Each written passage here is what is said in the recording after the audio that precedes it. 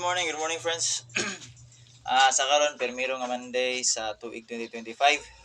So, sa gara karon daghan ang mag-insay tawag nila kanang mga New Year's resolution ang uban tungod kay ato ang page or atong account kay fitness man ta. Ang uban gusto mo engage og bago sila, gusto na sila nga na sila yung mga challenge ang himuon.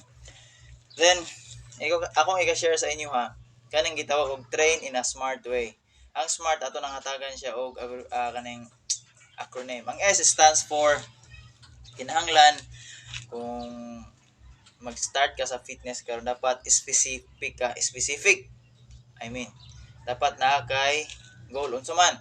Weight gain ba ka or weight loss or gusto lang ka nga mag kanang sa tawag kanang active lang imong lifestyle or unsa ba gusto ka mag-focus og unsa nga mga activity. So dapat specific gyud ka kay kung dili kay specific jago lang bitaw ka exercise lang ko dagan lang ko didto or unsa imong buhaton matod gyud ni mga 2 months 1 month makaundang na ka. So dapat naagi kay goal. Dapat specific.